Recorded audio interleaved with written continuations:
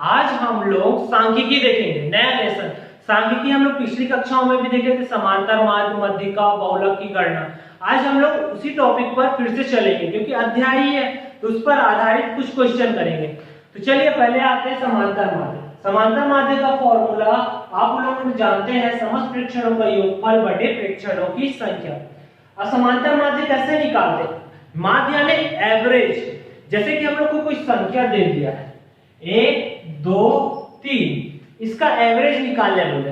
Average कैसे निकालते हैं? ये तीनों को जोड़ेंगे, 1 धन 2 धन 3 और संख्या काउंट करेंगे कितना है 1 2 3। इस 3 से इसको क्या कर देंगे, भाग दे देंगे। तो ये क्या हो जाएगा 6/3 यानी 3 दूनी 6। तो वही चीज को इसमें सूत्र में जमा के लिखे, समस्त प्रेक्षणों का योगफल, ये जितना प्रेक्षण है सभी का योग बटे प्रेक्षणों की संख्या। इसको काउंट करेंगे तो जितनी संख्या हो रही है उस संख्या को हम लोग लिखेंगे। तो ये क्या हो गया इसका सूत्र, समस्त प्रेक्षणों का योगफल बटे प्रेक्षणों की संख्या। अब हम आते हैं एक इसका एग्जांपल लेते हैं, ठीक है। ये एग्जांपल मैं अपने से दे रहा हूं, तो ये एक एग्जांपल लिए। एग्जांपल है प्रथम 5 सम संख्या का समांतर माध्य ज्ञात कीजिए। समांतर माध्य ज्ञात कीजिए। अब इसे कैसे ज्ञात करेंगे? प्रथम 5 सम संख्या का समांतर माध्य ज्ञात कीजिए। तो सबसे पहले हम प्रथम 5 सम संख्या लिखते हैं। प्रथम 5 सम संख्या क्या क्या होगा? प्रथम 5 सम संख्या बराबर 2 4 6 8 10। ये क्या है? प्रथम 5 सम संख्या। अब इसका समांतर माध्य निकालें। तो समांतर माध्य का हम सूत्र लिखेंगे, समांतर माध्य बराबर सूत्र समस्त प्रेक्षणों का योगफल बटे प्रेक्षणों की संख्या। समस्त प्रेक्षणों का योगफल, अब ये कितना प्रेक्षण है? ये सब प्रेक्षण है, इसको हम जोड़े क्या है 2 धन 4 धन 6 धन 8 धन 10। अब संख्या काउंट की, कितना संख्या है 1 2 3 4 5। ये क्या हो गया 5।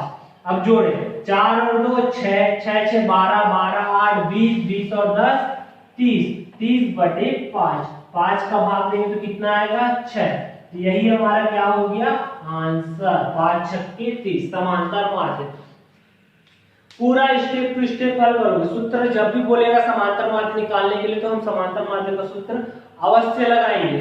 अब नेक्स्ट टॉपिक में आते हैं मध्यिका। मध्यिका भी हम लोग देखे हुए हैं, या माध्यिका।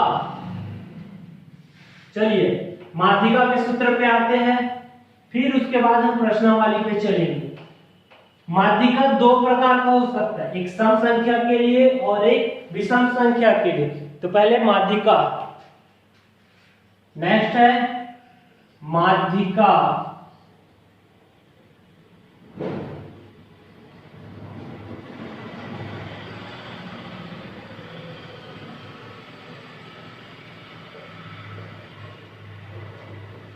यह है माध्यिका। माध्यिका का 2 सूत्र होगा। पहला हल करो, पहला सम संख्या के लिए n क्या हो विषम हो, विषम के लिए पहले हल करते हैं, या विषम के लिए विषम, इसको लिख सकते हैं n 1 3 5 7 ऐसे करते हुए कोई भी अनंत तक का टर्म्स हो तो उसके लिए माध्यिका का सूत्र, माध्यिका का सूत्र, माध्यिका m d से शो करेंगे। इसका सूत्र n+1 बटे 2वां पद का मान। ये क्या है माध्यिका का सूत्र, जब n क्या हो विषम संख्या हो। दूसरा है माध्यिका के लिए सूत्र, जब संख्या सम हो, क्या हो सम संख्या। सम संख्या यानी n बराबर 2 4 6 8 10 इस प्रकार का सम संख्या। तो माध्यिका का सूत्र, माध्यिका का सूत्र, माध्यिका md बराबर 1/2 ब्रैकेट में n/2 पद का मान प्लस n/2 पद का मान प्लस n/2 प्लस 1वां पद का मान और पूरा ब्रैकेट बंद। ये दो सूत्र, एक विषम संख्या हो तो n+1/2 पद का मान, सम संख्या हो तो क्या होगा 1/2 भी ब्रैकेट में n+2 पद का मान प्लस n/2 प्लस 1वां पद का मान। ये हमारा क्या हो गया समांतर माध्यक का सूत्र और ये हो गया मध्यिका का सूत्र। मध्यिका में दो कंडीशन याद रखना, विषम में ये लगाएंगे और सम में ये लगाएंगे। तो चलिए आप लोग सूत्र को लिख लीजिए, फिर एक आध क्वेश्चन देखते हैं। चलिए नेक्स्ट प्रश्न में आते हैं, समांतर माध्य ज्ञात कीजिए। प्रश्नावली 6.1 का ये पहला प्रश्न है। समांतर माध्य ज्ञात कीजिए। कौन कौन सा अंक दिए 81, 74, 69, 73, 91, 55 और 61। इसका समांतर माध्य ज्ञात कीजिए। तो चलिए हल करते हैं। हल समांतर माध्य का हम सूत्र जानते हैं। हम लोग को आंकड़े जो दिया गया है वो लिख लेते हैं। हम लोग को क्या आंकड़े दिया गया है, जहां आंकड़े दिया गया है 81, 74, 69, 73, 91, 55 और 61। अब क्या निकालना है समांतर माध्य।